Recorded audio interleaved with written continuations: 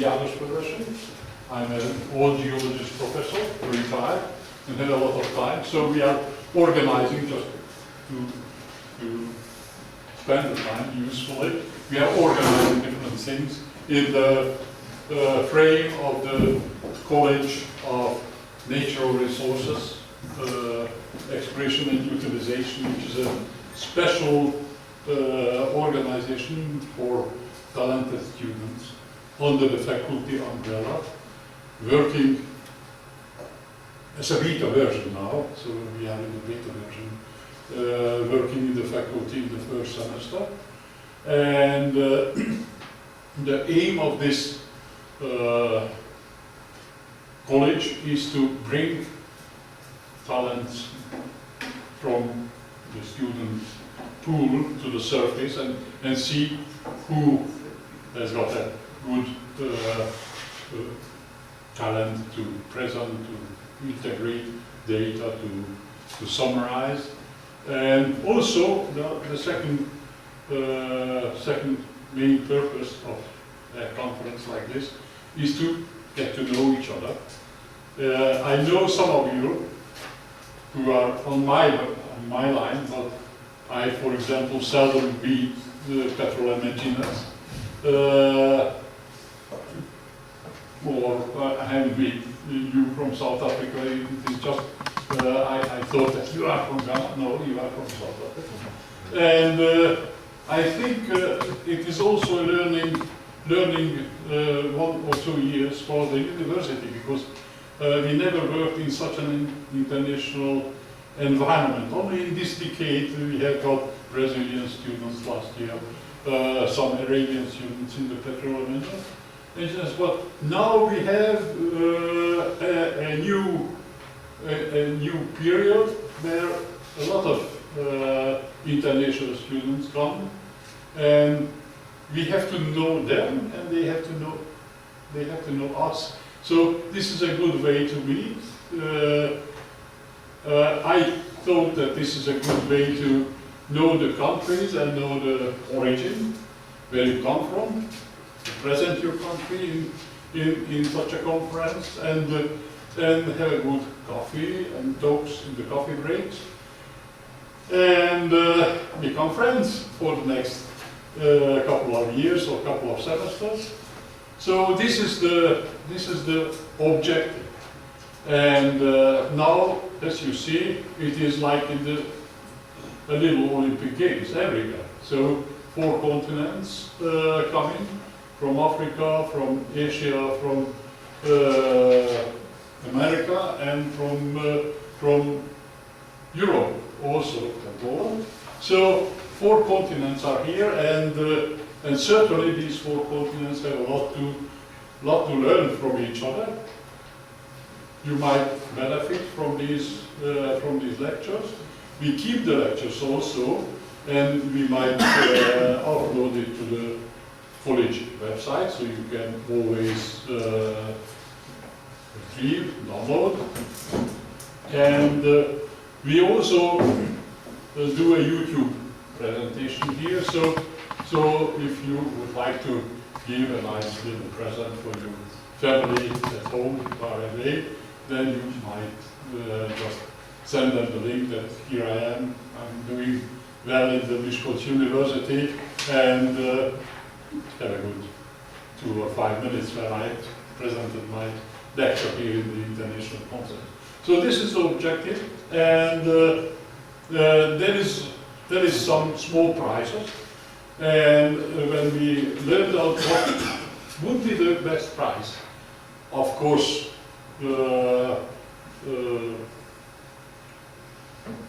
not Christmas present, because Christmas is something for Europe or for America and Europe, but not for Asia and Africa. So we find out something else, and I thought that you might, all of you might know Budapest and Miskolc, and you might know the train between the two, but almost nothing else. And there are some beautiful cities or beautiful towns all over the country, and we found out that this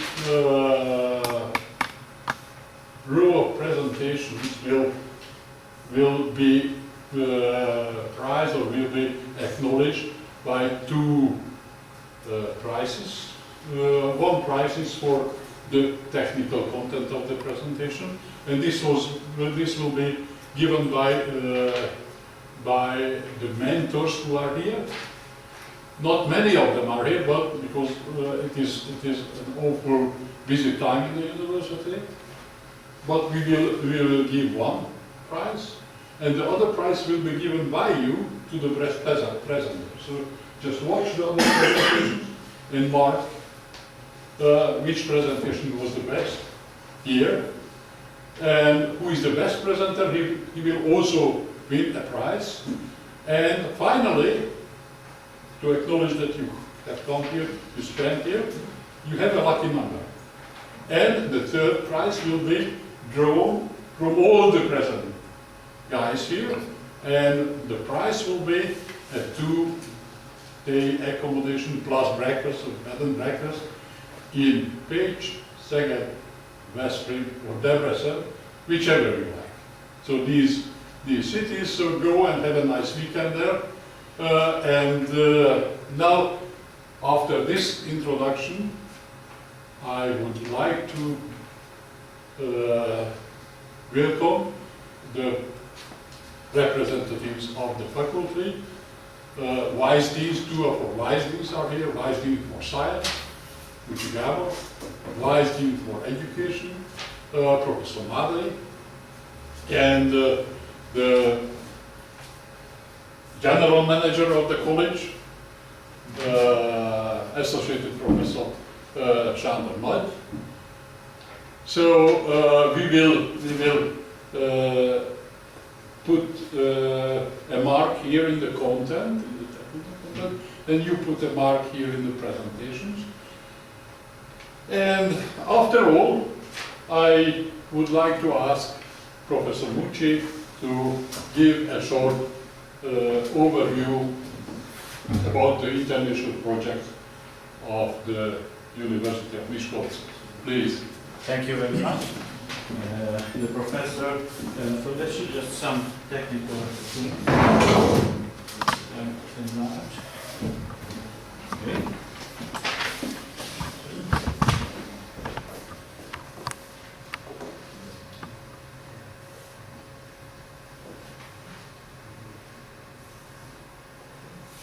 So since we are in a little bit hurry, I start to be as short as possible. So welcome everyone on the students' conference. So this is a great pleasure to welcome you on this event. Unfortunately, our team couldn't come to this place this morning, and I will try to replace him and give you a short introduction, a short overview of our activity, not only on project research, but on education activity as well. So as Professor Földesi mentioned, I am a Deputy Dean for Scientific Affairs, mainly dealing with the PhD students. So some of them I meet you, but try to keep the cooperation with other students as well.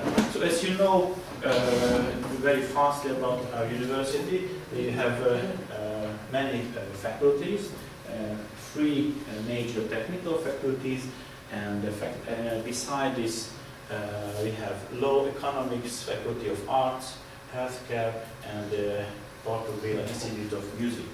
So we have a very long history dating back to the 18th century, but probably all of you are very well informed concerning these things. We have about 10,000 students, and the international students number is increasing from year to year.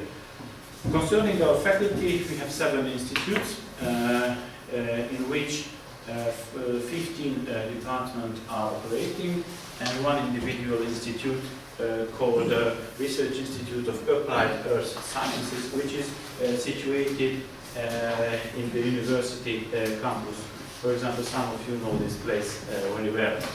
So among these 7 institutes, we have mineralogy, geology, mining and geotechnical engineering, geography, geophysics, environmental management, petroleum and natural gas, raw material preparation and environmental processing. So the earth sciences research can see a very wide range of these various topics. Regarding our educational programs, in the bachelor degree, there is earth science and engineering with 4 specialization. So minor in earth science and engineering, mining and geotechnics, processing technology engineering, and oil and gas engineering, which are mainly going on Hungarian language. The second PhD program is the environmental engineering with 2 minors. One is environmental techniques and the second is geo-environmental engineering. And the third program, which is not engineering but BSc in geography, which is Hungarian language as well. However, concerning the master programs, at the moment we have 9 programs, and most of them are educated in English. Earth science and engineering, hydrogeology, petroleum engineering, petroleum geoscience engineering, this is a relatively new one, and environmental engineering, focusing on recycling topics, which was started from this semester as well. And the last one, but not least, is geography, which is in Hungarian. And what to do, these students, what about their future opportunities in the labor market? So as you can see on this, this figure, that our students might have a job, can have a job on a very wide range from New Zealand to the United States. So all of our Hungarian and international students are working in the various fields. And after the master programs, if you fulfill it, you can go ahead to be a PhD student. Some of them are already enrolled, and you are here working on your PhD dissertation. I don't want to go into details, but all of our fields that was shown you previously can be continued on the PhD school. So I think this is a very good opportunity, all for Hungarian students as well as for international students, because Stipendium Hungaricum program supported this activity as well. So yes, I am very happy to welcome our PhD students as well who are working with us. And we are participating in international education programs. Some of them have already finished, but we are still active in student exchange and professor exchange with many universities, not only in Europe but worldwide. So probably you know well that our laboratory infrastructure is really good. Our laboratories are very well equipped. But I think most of you are working in the research, so you can see our infrastructure, which is more and more developed from year to year. So we are writing proposals, so starts to develop to keep this high quality. So concerning the main topics of our research activity, we have a center of excellence called sustainable natural materials, sustainable natural resources, center of excellence, which are focusing on water resources, raw materials, and energy resources. So these are the 3 main goals in which we are doing the education and research programs. And probably you may know that we are very good collaboration, very good contacts with industrial partners. which are necessary for you for the experience, especially for summer courses, so summer practice. In both fields, from energy sector, we have MOL, Matra Power Station, E.ON Hungary, the gas company, water sectors, raw material sectors, it's mainly mining and cement industry, and we have recycling partners as well, waste recycling partners. I just mentioned very briefly two of our big projects which was started very strongly our project work.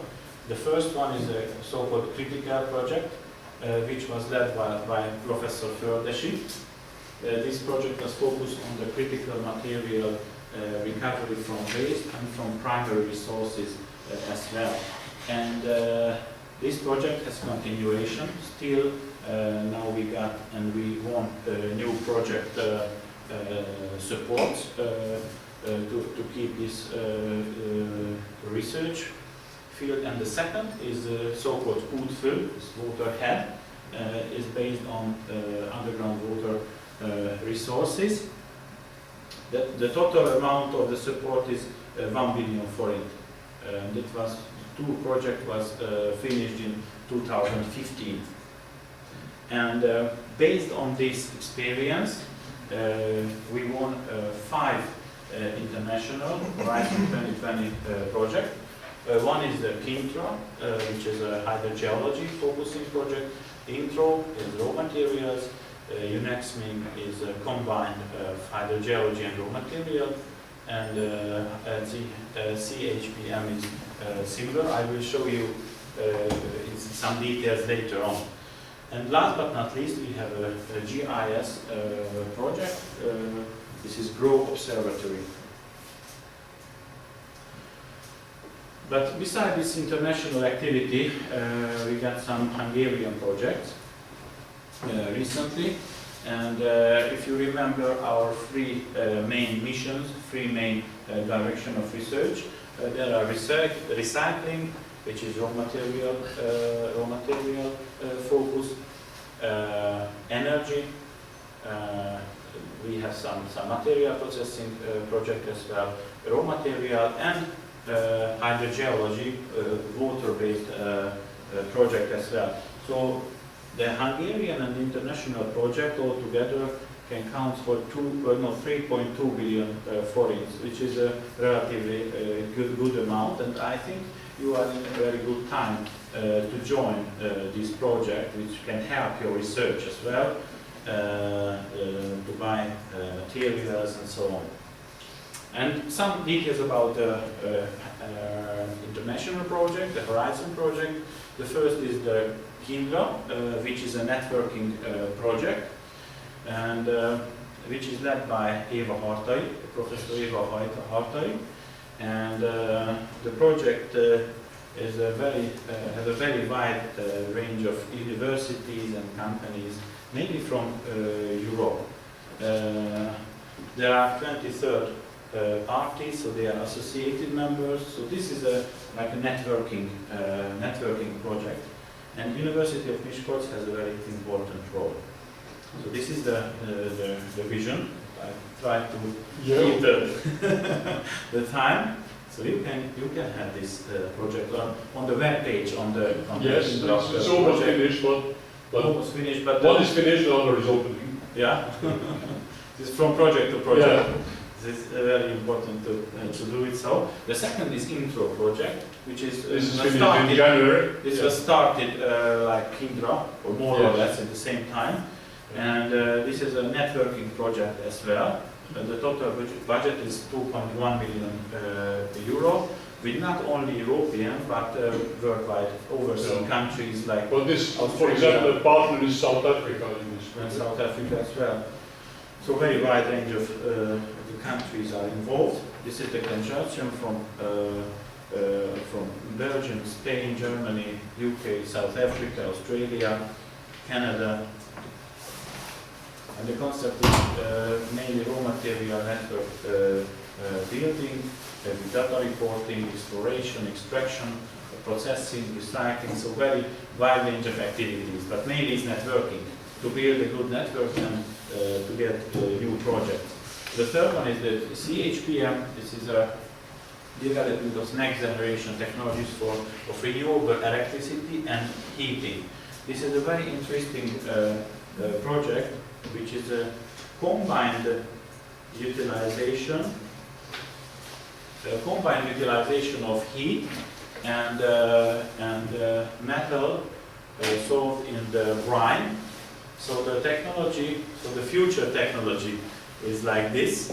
There is a pump station which is pumping up the water, the hot water.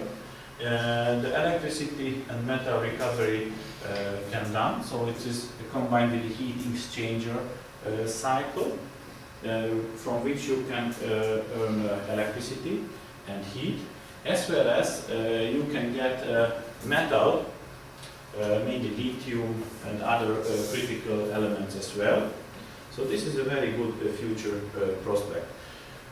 And the fourth one is the UNEXMIN, which is an autonomous underwater explorer for flooded mines, which has a very wide range of international members. The technology from deep sea mine is utilized, and autonomous robotic surveying. It's how to say, at the end of this project, the consortium member has to establish a company which can realize the commercialization of this technology, which might be some underwater mine, yes, opportunities and really marketing and utilization. So the consortium members, Global Observatory, last but not least, this is demonstrating the concept of citizen observatories. This is a 3 years project as well, and mainly working on soil and soil moisture support, how citizens can be involved in this observatory network.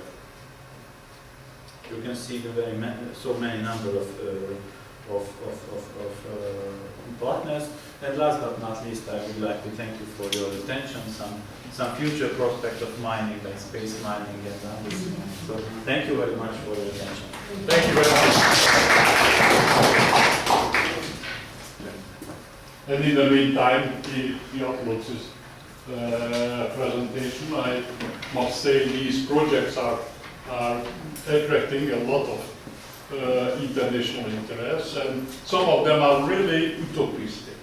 So going down underwater mine robot, with an underwater mine robot who does nothing about the mine in which he goes in, that's something a lunatic thing, but it is being realized. So now, for example, the submarine body is made by Finland, the navigation is made by Portugal, and the geophysical gear is made here in the next node. So please. In here. And no. So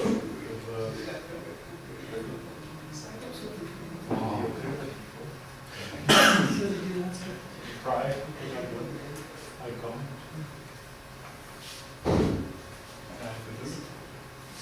And everything is for the 2050s. So 2050s, who knows how the world would be look like? And certainly, if I go back 30 years back, no mobile telephone, no laptop, no global intercommunication, etc. So so we are forming the future. Okay? And now Ghana is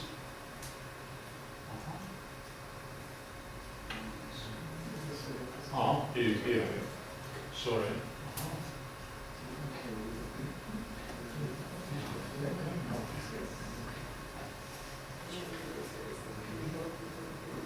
Okay. And Ghana, apart from South Africa, I think Ghana is the second most important mining country the African continent. So welcome Ghana, and please, present. And everybody has 15 minutes, so I will, no, 30 minutes that we have 2 minutes. Hi, good morning everybody. My name is Id, and I'm from Ghana. I'm here to present on the mining and natural resource makeup of Ghana. And that is the Ghana flag, as you can see, red, gold, green, and standing. And that's the coat of arms of Ghana. It has a symbol of 2 eagles holding the shield as the emblem of the country. I'll start this presentation by introduction, the history, the major natural resources in Ghana, the geological and tectonic settings of Ghana, the mining industry in Ghana, and then some challenges and some other natural resources, and also conclude. Generally, Ghana is located on the southern, western part of Africa. Ghana could be found, Ghana shares boundaries with Nigeria, Togo, Burkina Faso, and Cote d'Ivoire. Ghana is located along the Gulf of Guinea in the south part of the Atlantic Ocean. It covers a landmass of 238,535 kilometers square, has a total population of 27 million people, and a climate. We have the dry season and the wet season in Ghana. And our annual temperature ranges in the northern part of Ghana, that's the upper side of Ghana, you could find a temperature range of 21 to 41 degrees Celsius. And in the southern part of Ghana, we have a temperature range of 21 to 28 degrees Celsius. So it doesn't really go below, we don't have 0, we don't have 1. So it's our coldest season here. Our capital town, the capital town of Ghana is Accra, and that is where I come from. Accra could be found just here at the southern part of the Atlantic Ocean. And our GDP is $44.753 million. Ghana is divided into 10 regions. You can see the upper west, the upper east, the north, and there's the colorful distribution of the regions of Ghana. Ghana was once known as the Gold Coast. Ghana gained its independence from the British in 1957, and it was the British who actually initiated the name the Gold Coast for Ghana. But the main name of Ghana, the name Ghana, was adopted by some ancient empires, which means warrior king. Ghana gained its independence in 1957 and became a republic in 1960. Our president, the first president of Ghana who led the independence movement, is Dr. Kwame Nkrumah. A series of coups d'etat have taken place after that. From 1966 to 1981, Ghana practices a constitutional democratic system of governance now. So we have the judiciary, legislative, and the executive arms of government in Ghana now. Our religion is quite diversified. We have 71.2% Christian, 17.6% Muslims, and 5.2% traditionalists, and 0.8%, and the others maybe 5.2%. I'll talk about a major natural resource makeup. Even though Ghana is quite a small country as compared to other African countries, it's well endowed with some amount of natural resources. As you could see, our mineral resources is gold, diamond, bauxite, magnesium. We have crude oil, we have natural gas, and the forest. Talk a little bit about the forest and agricultural resources like cocoa and forest timber. But basically, our natural resources, our mineral resources are found in gold, diamond, bauxite, and manganese. But Ghana is known for its high gold production. This is the geology and tectonic setting of Ghana. The tectonic setting of Ghana, or Ghana could be found in the West African carton tectonic settings, as you can see. There are 4 distinct terrains within the red mark, that's the distinct terrains. We have an early Proterozoic terrain boundaries. We have the Voltale Basin. This part is the Voltale Basin, and this part is the terrain, the blue dots, the blue short dashes. And the Pan-African model belt could also be found within the Togo border, that's the southern part, southeastern part of Ghana, and the Proterozoic sedimentary rock could be found around the Tamil salt pond, that's around the Atlantic Ocean area. Natural resource and location of Ghana. Gold, we all know, is Ghana is, we all know, is the second leading producer of gold, as he said earlier on, in Africa, and also I think the 10th in the world. Earlier on, I showed the geologic settings. You could see the red regions within the settings, within the sedimentary areas, shows the location of abundant gold. You could see we have gold bars showing in that particular location, in the northern part and the southern part, through to the central part of Ghana. We also have cocoa, we have some diamonds, we have oil, a little bit of oil, because oil was discovered just within 2008, some few years ago. And we have timber. So we are going to concentrate and talk a little bit about the gold mining area in Ghana. Ghana is the world's 8th largest gold mine in the world, and the second in Africa, as I've already said.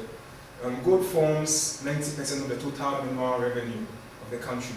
So you can see the other mineral revenue is just 20%. So gold actually forms majority revenue to the country.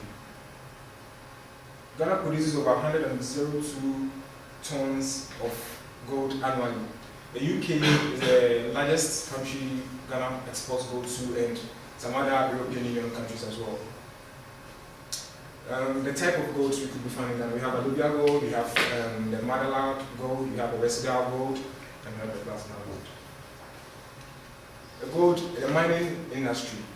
Generally, we have 23 large-scale mining companies in Ghana, 230 to 300 registered small-scale mining groups, and 90 mines support services in the country. There is an uncontrollable rate of illegal mining. That's what we call the artisanal mining. We know it's termed in Ghana as galamsey. We call it galamsey. That's the illegal mining. People who mine under no restrictive regulations. They are no under any mining industry. They just go ahead and mine without any regulations. Oh, this picture is quite dark, but this shows an industrial subsurface mining. Industrial subsurface mining of Anglo-Gold Ashanti, and this one also shows surface mining of Anglo-Gold Ashanti. Anglo-Gold Ashanti is actually one of the biggest mining companies. It's based in South Africa. It's actually a South African Ghanaian mine-based collaboration. Artisanal mining, that's what we call the illegal mining to back at the galamsey. It's basically surface mining and also some subsurface mining, a little bit of subsurface mining. But 70% of artisanal mining are illegal mining, and they use conventional tools as pickaxe, shovels, and other stuff to mine. There are no regulations guiding this kind of mining, so mostly you could find land degradation, you could find water pollution, and they don't really have any reclamation policy or anything to do. The petroleum resources of Ghana. Ghana discovered petroleum just recently, 2007, about 10 years ago. But petroleum exploitation actually started within 2008, 2009, 2010, just recently. Ghana's oil reserve currently is 1.27 billion barrels, expected to increase in 5 billion by 2020. Current production is 150 barrels per day, and expected to reach 240,000 barrels by 2020.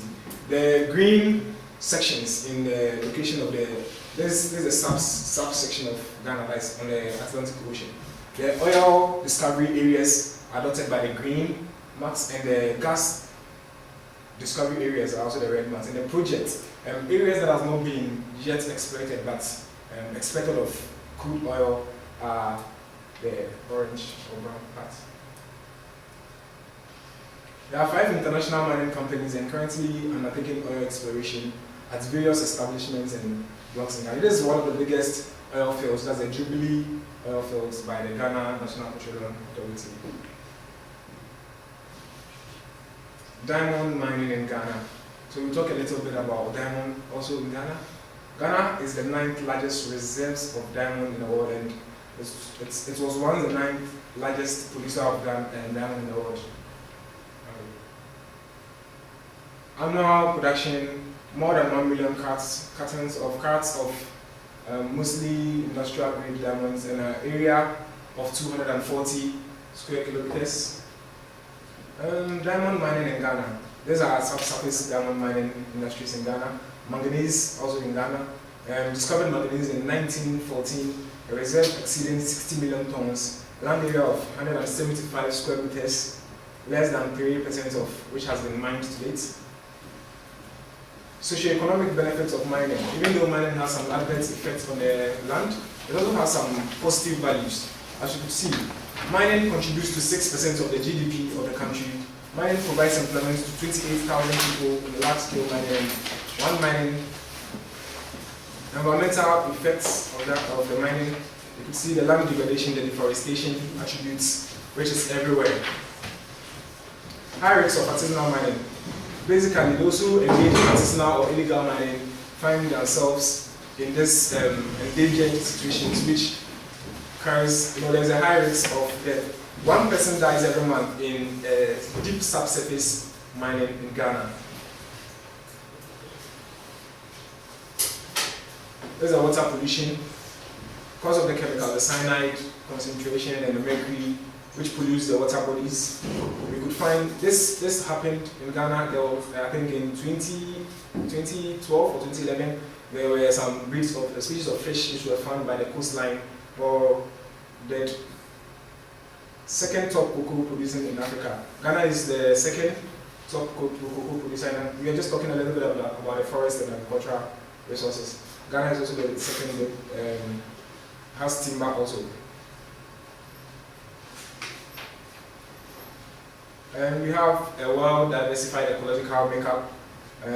There is a park in Ghana which is very well-diversified with numerous species of mammals and different kinds of animals. We could find this railway monkey in a particular village known as the Tekh Id. What happens in this village is that these monkeys are actually traditional. They believe that the monkeys are gods. They worship these monkeys. So in a way of nature preservation in this particular village, which is called Tekh Id, you find these railway monkeys, and you don't have to hunt them, you don't have to hurt them, you don't have to touch them, because they believe they carry some kind of supernatural powers. And these are the pangolins, which are also endangered species, very high endangered species, because the scales are being exported to China and some other countries. And there's the Miskolc National Park, a very beautiful sight to behold. Amazing elephants breed and lions breed. We have diversified West African lion, which these are also highly endangered species of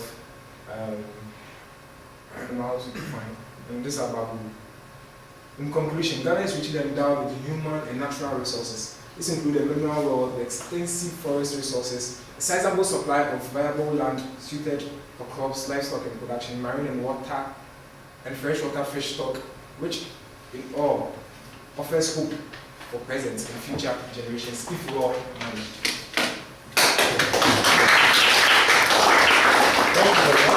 For the newcomers, this is a voting sheet.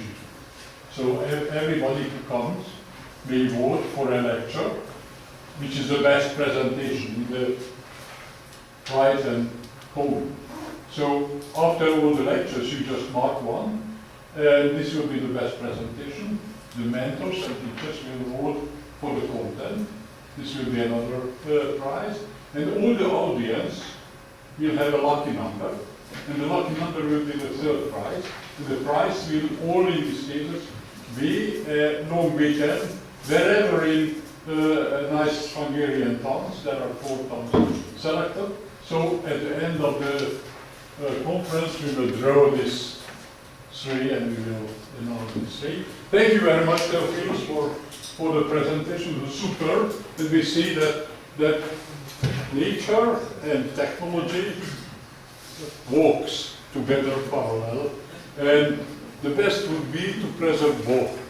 Sometimes it's impossible, but we do our best. And he said, if well managed. This is why these countries, and Hungary also, needs well-trained engineers and managers to do this job well. Thank you very much. And the second will be from Asia and from Kazakhstan at UNISO. And might anybody knows how big this country is? It's like, or even bigger than France. So it's a big country. It's a major country in mining resources. So in a minute you will have the floor, and you will see Kazakhstan. Okay, thanks, Professor. Good morning, colleagues.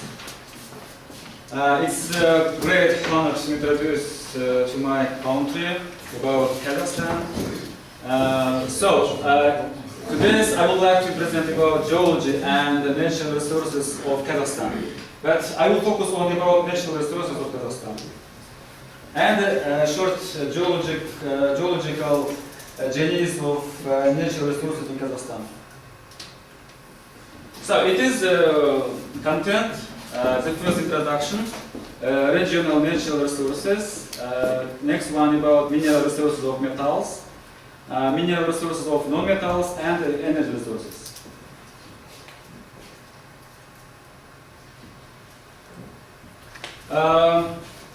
The official name is Republic of Kazakhstan. The capital city of Kazakhstan is Astana. I think you know about Astana because in this year was international enhancement of Expo. And the territory of Kazakhstan, it's 2.7 million square kilometers. And it's the largest ninth place in the world. The population is 18 million people. The main and the official first language is the Kazakh language. Religion is Islam, it's 70%, and the Christianity is practiced at 26%, and the Kazakh currency is tenge. So, about neighboring countries of Kazakhstan.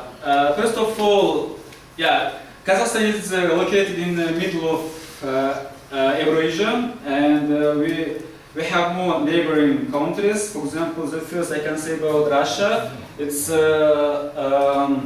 northern and eastern of Kazakhstan, and Kazakhstan also borders with Chinese country, and also in southern part of Kazakhstan, it's also allocated more neighboring countries such as Kyrgyzstan, Uzbekistan, and Turkmenistan. And we have biggest sea. It is Aral Sea and the Caspian Sea. And about the natural resources, the special places in the world by reserves of natural resource. Kazakhstan has the second largest uranium, chromium, lead and zinc reserves, and the third largest manganese reserves, and the fifth largest copper reserves, and ranks in the top 10s for coal, iron, and gold. It's all the official information, and also it is also an exporter of diamonds, but it's not like the Ghana. Kazakhstan has the 11th largest proven reserves of both crude oil and natural gas in the world. And I will give explanations several regions of Kazakhstan. So I would like to start from East region. Generally we have 90 kinds of natural resources in territory of Kazakhstan. And in East region of Kazakhstan, it's allocated more mineral resources such as titanium, platinum group elements, rare elements, and polymetallic reserves. It's copper, zinc, and lead, and over 90% of gold in this region, East region of Kazakhstan. Next, it's the central region of Kazakhstan. It's orbital distribution is polymetals, molybdenum, tungsten, and manganese. And of course about coal basins. It's a very big, tremendous reserves of coal in central region of Kazakhstan. Next one about southern region of Kazakhstan is usually it is popular with uranium reserves and the phosphate deposits. In northern Kazakhstan, also the discovered uranium reserves, uranium deposits. Next about gold and silver deposits we have in this northern region. And of course the iron, it's a sedimentary type of deposit. Usual iron is approximately 9 yeah, I will explain about the step by step about all these metals. In western region, it is popular with natural gas and crude oil resources, and of course potassium and boron salts, as well as high quality chromides in western region. And I would like to stop each metals in Kazakhstan. The first it is about uranium. Uranium, it is in Kazakhstan has 12% of the world's uranium resources. And of course, I can explain about the productions of uranium. It's approximately 22,830 metric tons in 2014, and world's leading producer in 2009 with almost of world production then 33% in 2010, 36% in 2011, 36.5% in 2012, and 38% in 2013. How you can see, Kazakhstan just trying to increase the production of uranium. And in Kazakhstan we have 17 mine projects and 5 uranium mine projects. It's wholly owned in Kazakhstan, and 12 uranium mine projects we join with international companies. For example, it's very popular in the world. It's Areva. Areva is a French uranium company. Cameco and Uranium One. It is this are Canadian company, and Toshiba, Japanese company. All these biggest companies worked with 12 mine projects in Kazakhstan, and we have several uranium deposits, and I would like to give only 2 examples. It is Bagdala and Abdallah. And for example, Abdallah, it is in the world the first uranium deposit which was produced 1,000 metric tons per year. And of course, about method, it's a drill hole in situ, which is very cheaper and of course the safety. Next type of metal is gold. In Kazakhstan, proven gold reserves are 2,300 metric tons, and in Kazakhstan we have 325 gold deposits, of which 38% is gold complex, with of course with polymetals, and 60% it is gold proper, it's the native gold we have. And 2% the placer gold, and 94 deposits, gold deposits, are in operation, and 117 deposits in exploration. And more distribution gold deposits in Kazakhstan is in eastern, and the region is Akhmola, Karaganda, and Kostanay. What about copper? Copper, proven reserves of copper, it's 39 million tons, and of its total reserves, 38% in copper, porphyry deposits, and 30% is cupelliferaous sandstone deposits, and 13% in copper pyrite deposits. More reserves of copper in East Kazakhstan and Karaganda. Local companies in Kazakhstan, which are